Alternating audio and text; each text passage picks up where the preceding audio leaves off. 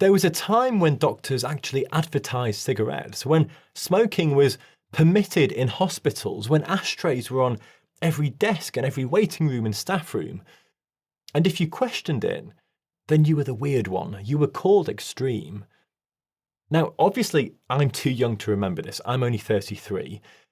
But I honestly believe that in 40 years' time, we're going to look back at this time, look at ultra-processed foods in the same way. My name's Dr. Alex, and over the last 2 years, alongside emergency medicine, I've been studying lifestyle medicine, which basically means I spend most of my time looking at the upstream causes of the downstream crises that I'm treating in A&E. Basically, what causes all of these end-stage preventable diseases that I see when I'm at work. And what I want to share with you in this video is the pattern that I genuinely cannot unsee anymore. This video isn't about demonizing food. It's not a lecture about willpower or even personal responsibility. What this is a systems level look at something that I think is one of the most defining public health stories of our generation, and one that I think a lot of people are still living inside of without even realizing it. So to understand where we are and what I'm talking about in this video, we need to understand where we've been in the past. And the clearest way that I can do that is to walk through what happened with cigarettes, because the trajectory here is more instructive than almost anything else that I could show you. Now, in the early 20th century, cigarettes were glamorous. That's what my nan said anyway. Tobacco companies ran full-page adverts featuring doctors, and doctors were literally recommending certain brands for throat comfort. There were no warning labels. Smoking was a social ritual. It marked sophistication and relaxation and adulthood. The culture was completely saturated with it, and anyone who suggested otherwise was treated as an eccentric, as someone who just didn't get it. But then, in the 1950s, the first serious epidemiological data started to emerge. Researchers began noticing this link between cigarette consumption and lung cancer rates. The signal was there, in the numbers, in the mortality data, literally on the pages. But what happened next is one of the most studied chapters in the whole of public health history. So the tobacco industry didn't dispute the findings with science. They disputed the credibility of the science itself. They funded counter-studies. They manufactured uncertainty. The phrase they kept leaning on was that more research was needed. It was a strategy designed not to inform, but to delay. Now, through the 70s, 80s, and 90s, the cultural tide slowly turned. Public health warnings suddenly appeared. Advertising restrictions came in. Taxes rose. And then you'll remember smoking in public spaces became socially unacceptable, then legally prohibited. Today, cigarette packaging in the UK at least is standardised. It's covered in graphic warnings. The images are really nasty. And smoking rates have dropped dramatically compared to their peak. But here's what's worth really sitting with. The damage was slow. It was cumulative. It was entirely normalised for decades while it was happening. And it was enormously profitable for these big companies, which is why resistance to change was so fierce and so organised. The industry didn't just sell cigarettes. They sold the idea that the cigarette was fine. And this leads me on to ultra-processed food. So what actually is ultra-processed food? Because I think this term really gets thrown around with not a lot of people understanding what it really means. So the term comes from this classification system developed by a Brazilian researcher called the NOVA system, which categorizes food not by its nutrient content, but by the degree and purpose of its processing. And ultra-processed sits at the very far end of that spectrum. These are industrial formulations that go well beyond basic preservation or cooking. And here's the way that I like to think about this. If you go back 100 years and hand it to your great-grandparents, they wouldn't recognise this as food. We're talking about products built from refined starches and isolated sugars and seed oils and emulsifiers, flavour enhancers, artificial colours and stabilisers, often combined in precise ratios that don't occur anywhere in nature. And I want you to actually look at an ingredients label next time you pick something up. Just really look at it, because what you'll see is a list of things that have no business being in food, things that exist purely to extend shelf life and improve texture and make the product more compelling to eat. Let me go and grab something and read one of these labels to you. So here we've got a tin of Heinz beans with some Richmond pork sausages. I've never eaten this in my adult life, but I went and got this from the supermarket for this video. So this contains beans, 41%, tomatoes, sausages with pork, water, rusk, pork fat, soya protein, starch, stabilizers, which are diphosphates, guar gum, methyl cellulose, sodium alginate, salt, spices, preservative, sodium metabisulfites, antioxidants, which are ascorbic acid, alpha tocopherol. Never heard of that. Tell me how to pronounce that in the comments. We've got flavourings, which are nutmeg extract. We've got colour, which is carmine, sugar, spirit vinegar, salt, modified corn flour, natural flavouring, spice extract, and herb extract. Is that a food? And then I've got some bread here as well. So this is a typical loaf that the average UK family would buy. And what have we got? We've got emulsifiers, E471, we've got E472E, flour treatment agent, ascorbic acid, vegetable oil, palm oil, rapeseed oil. Bread is just 4 or 5 ingredients if you've got seeds in them. It shouldn't contain all of this crap. Now, all of these artificial ingredients, billions and billions of dollars have been spent perfecting these ratios to make these foods as easy to overconsume as possible, to generate as much revenue as possible. The goal of these formulations isn't to simply feed you, it's to create a product that is hyperpalatable, shelf-stable, and consumed at massive scale. The obvious things that I'm thinking about, other than these, are chicken nuggets, breakfast cereal, yogurts, bread, instant noodles, biscuits, cakes, fizzy drinks, protein bars.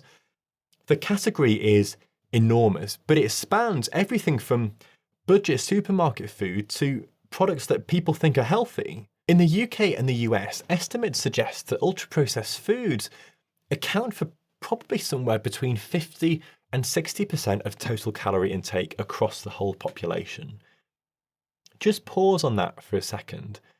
For the average person in this country or the US, the majority of what they eat each day was formulated in an industrial setting, engineered for palatability and manufactured at scale that makes it the path of least resistance at almost every single meal. Now, this isn't a personal failing, it's just our modern food environment. So how did we actually get here then? Because to understand that, you need to go back to the 70s, where all of this really properly started. So some of you may remember back then that at that point, the low-fat movement was gaining loads of cultural traction, driven by research that it later turned out was massively flawed, and in some cases, actively distorted by the sugar industry. Dietary fat was demonized. Products with reduced fat content were marketed as healthy. And to make low-fat food actually taste of something, manufacturers replaced the fat with refined carbohydrates and sugar and additives. And the result of all of that was a boom in shelf-stable, industrially formulated products that felt like progress, that it felt like science improving our lives. Now, through the 80s and 90s, the food environment shifted at a scale that's really difficult to appreciate in retrospect. Breakfast cereals marketed to children, like I talked about in another video, were positioned as really nutritious. Ready meals became a staple part of our diet. Vending machines moved into schools and, yes, hospital waiting rooms. Food portions expanded. The marketing budgets of major food corporations dwarfed the public health budgets of entire governments, and children were the primary targets. By the 2000s and 2010s, the consequences were starting to show up in the data, not as anomalies, but as population-level trends. People will start to recognise that that was a time when obesity rates started climbing, type 2 diabetes started accelerating, and non-alcoholic fatty liver disease started to appear, yes, in teenagers.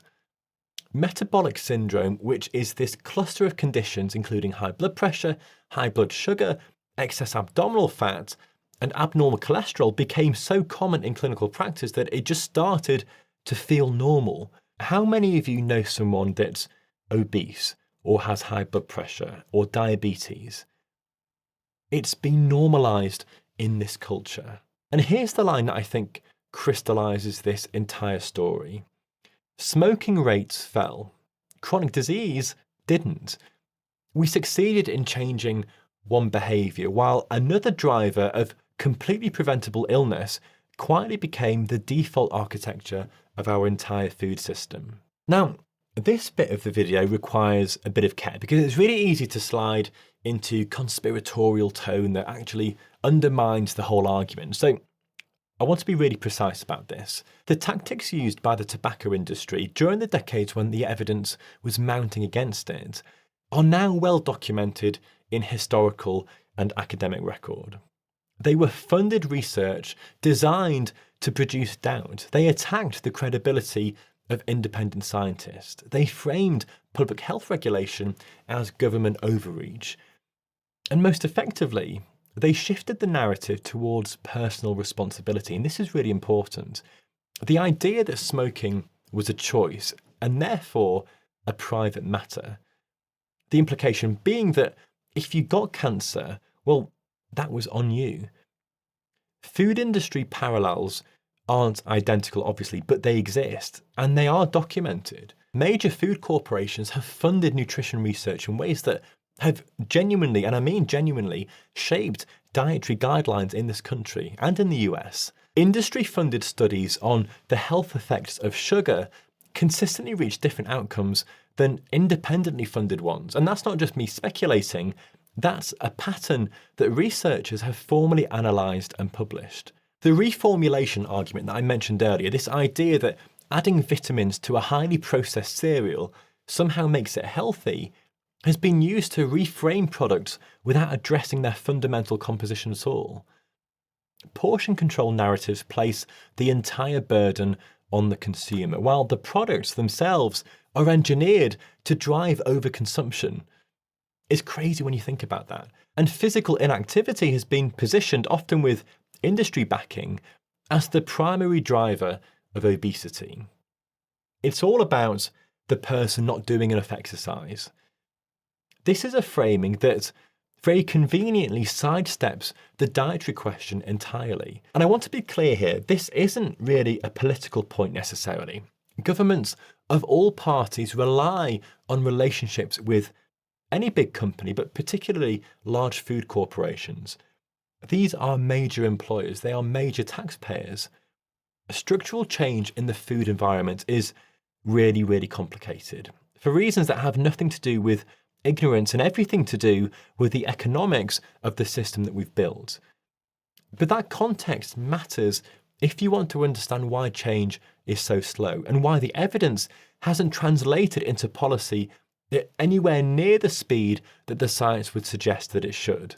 Now, before we get into the actual biology of all of this, can I just ask that if you've watched a few of my videos and you're not subscribed to the channel, then would you mind just ticking that subscribe button? It really does help this channel grow and keep everything moving in the right direction to hopefully help as many people as possible.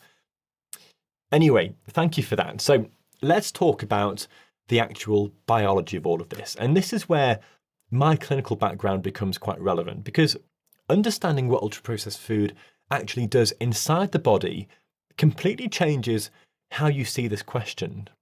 So start with palatability, right? So these products are engineered to override the signals that your body normally uses to regulate how much of it you eat.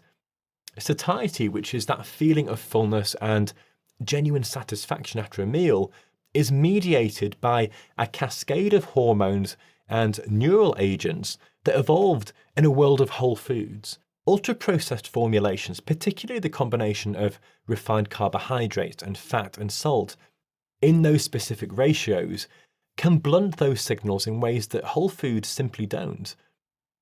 You eat more than your body needs to, not because you lack discipline or self-control, but because the product itself is literally designed to produce that outcome. The amount of billions and billions of dollars to create this perfect formulation to get you to eat and then buy as much as possible is staggering when you actually look into it. Now, the glucose dynamics of all of that are really important. So rapidly digested refined carbohydrates drive really sharp spikes in blood glucose, which in turn triggers a proportionally large insulin response. Now, over time, with repeated exposure, your cells respond less efficiently to insulin, a process called insulin resistance. No surprise there, I talk about this all the time. And that sits at the root of type 2 diabetes and cardiovascular disease, and a whole range of other conditions that I see literally every day in the emergency department. Think of it like this: if you keep shouting at someone, or you keep blowing your whistle at your dog, then eventually they stop responding to the volume. That's essentially what's happening at a cellular level. Now, separately, high fructose intake, particularly from added sugars, is metabolized almost exclusively in the liver, where it gets converted into fat, driving the accumulation of visceral fat around your abdomen and the development of non-alcoholic fatty liver disease, which, by the way, we are now seeing in teenagers. It's insane to say that. This wasn't something that we were seeing 20 years ago in the way that we are now. Now, the gut microbiome tells another part of this story. So a diet high in ultra-processed food and low in dietary fiber progressively reduces the diversity of the bacterial communities in your gut. Communities that play roles in immune regulation and mood and inflammation and metabolic signaling. Some of this disruption appears to be driven not just by what's absent in ultra-processed food, but by what's present in it. Like certain emulsifiers used to improve texture and shelf life have been shown in the research settings to actually alter the gut lining and the microbial environment around it. And then we've got inflammation. So visceral fat, and I'm sure I've talked about this in a million other videos, but this is the fat that accumulates around your abdominal organs. It's metabolically active, and what that means is that it secretes inflammatory signals to the rest of your body. Chronic low-grade inflammation affects your endothelium, which is the inner lining of your blood vessels. And over years and decades, this contributes to something called atherosclerosis that precedes heart attacks and strokes. And all you have to do is type atherosclerosis into Google, and you might have a mini heart attack. This is a really, really slow process, and it's largely invisible until it isn't. And when you compare that mechanistically to smoking, the carcinogens in tobacco, they cause direct cellular damage. Oxidative stress accumulates, and then chronic inflammation follows a different biochemical pathway, but it arrives at many of the same downstream destinations. Now, ultra-processed food and smoking have very different entry points, but the effects on your body are quite similar in a lot of ways. Now, you might reasonably ask, and it's a completely fair question, whether this is all just mechanistic theory or whether the large-scale human data actually backs it up. And this is where the science becomes really difficult to dismiss. So one of the most significant pieces of evidence came from a large prospective cohort study in the BMJ in 2019, and it followed over 100,000 French adults. For every 10% increase in the proportion of ultra-processed food in the diet, researchers observed a statistically significant increase in all-cause mortality, meaning death from any cause, not just one specific disease. Now, that's a population-level signal. It's really, really important data. And what makes this finding more compelling, not less, is that the researchers controlled for a wide range of confounding variables like smoking status or physical activity or education level, or even overall calorie intake. The association held. Then we had another landmark study in the BMJ in 2024, one of the largest of its kind, and it analysed data from nearly, get this, 10 million people across 45 different studies. This was huge. And what it found was that higher ultra-processed food consumption was associated with over 30 adverse health outcomes. Cardiovascular disease mortality, type 2 diabetes, anxiety, depression, sleep disorders, early death. 32 distinct outcomes across different populations, different countries, and different methodologies, all pointing in the same direction. And when you see that kind of convergence across independent data sets, we really need to be paying attention to this sort of stuff. And then we had the Kevin Hall study from the National Institutes of Health in America, arguably the most important controlled experimental evidence that we have, because it was a randomized control study, which is the gold standard of clinical research. Now, Hall's team admitted participants to this clinical facility for 4 weeks, controlling their environment entirely. For 2 weeks, they were given unlimited access to an ultra-processed diet, meaning they could eat as much as they wanted. And then for the other 2 weeks, they were given access to a whole food diet, matched for offered calories and sugar and fiber and fat and protein. Now, the result was, to be honest, now unsurprising, but at the time it was really striking. On the ultra-processed diet, participants consumed on average 500 more calories per day. Not because they were trying to, but because they were eating freely, just as often as they wanted until they felt full. And yet the formulation of the food drove overconsumption at a scale that, sustained over years, would produce significant weight gain and all the metabolic consequences that follow. What that study showed, in this controlled setting with no confounding variables, is that the food itself drove the behaviour, not the other way around. And that completely shifts the framing of the public health conversation, because if the product is engineered to drive overconsumption, then placing the responsibility for overconsumption entirely on the people isn't just unhelpful, it's scientifically inaccurate. The research landscape isn't perfect, obviously. Nutrition science rarely is entirely perfect, and long-term randomized controlled trials on diet are quite difficult to conduct. But when the mechanistic biology and the large-scale observational data and the controlled experimental evidence all point towards the same conclusion, this argument that we need more evidence before acting starts to sound very familiar. It sounds, in fact, a great deal like the tobacco industry back in 1965. And what makes this moment look so much like the mid-20th century of tobacco is the extent to which ultra-processed food has become invisible as a category. Not just accepted, but invisible. Think about what a normal morning looks like for a child in this country. Flavoured cereal with these added vitamins, orange juice, a cereal bar for the school bag, maybe some white toast if they're in a bit of a rush. Now, none of that reads as unusual. None of it triggers concern. It's just breakfast. It's normal, right? Office culture runs on biscuits and vending machines and energy drinks at 9 in the morning. Hospital canteens, and I've worked in enough of them to say this with some confidence, they sell ultra-processed food, which we know is bad for us, and they're causing the conditions that the doctors are treating just a few wards down. It's crazy to think about this. Supermarket layouts are built around ultra-processed addictive foods. The middle aisles exist as basically like a monument to it.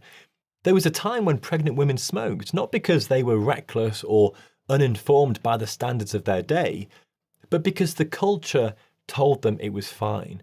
The adverts told them it was fine. The social norm told them that it was fine. The doctor who might have questioned it was working with incomplete information and professional conventions that hadn't caught up with the emerging evidence. We are not stupid, we are surrounded, and that distinction really matters enormously, because the solution isn't to shame people for eating the food that their food environment makes most accessible, most affordable, and most socially normal. The solution has to address the environment itself. And speaking personally here, when I'm retired, when this generation of clinicians looks back at this era, I think the questions are going to be pretty uncomfortable.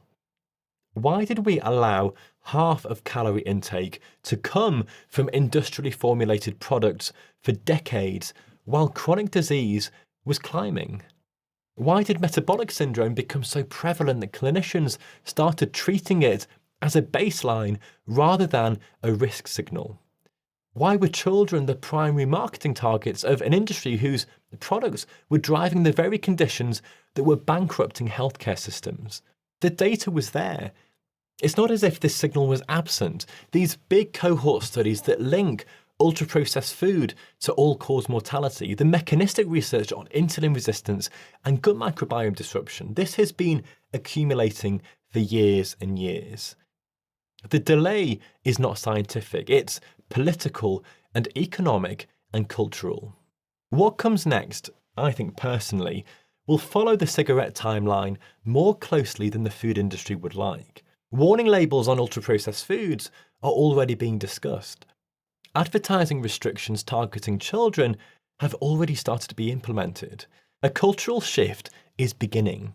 It's slow, it's uneven, but it's visible. And this is towards whole food, towards cooking, towards genuine skepticism of health claims on packaged food. Raising taxes on these foods would be the logical next step, but I don't think it will happen anytime soon because it would be so politically unpopular, because it would simply raise the price of most of the food that we eat. But eventually the data will be simply undeniable enough that the cultural consensus shifts. It always does, it just takes longer than it should. So after all of that rambling, ultra-processed food will not kill you tomorrow. A single meal, a single week, a holiday of eating whatever, none of that is the story here. The story is daily overexposure over years, quietly shifting your metabolic physiology in directions that compound over time. The same way that one cigarette in the 1950s didn't cause lung cancer, well, probably didn't anyway, who knows, but 30 years of smoking very often did. The practical translation of everything in this video is not really complicated, it's just reduce your exposure to ultra-processed food where you can. Not eliminate, but reduce, because eliminating it in this environment is really, really difficult. Build your meals around whole foods. Meat, fish, eggs, veg, legumes, fruit, whole grains. Prioritize protein and fiber because both of them drive satiety through mechanisms that ultra-processed food completely bypasses. That's why you eat so much more of it. Another thing that I've not mentioned is to drink water as your default. Just forget sugary drinks or anything fizzy because none of that is ever going to be good for you. And remember to move consistently and sleep properly. These aren't revolutionary insights, but they do work because they align with how your physiology was actually designed to function.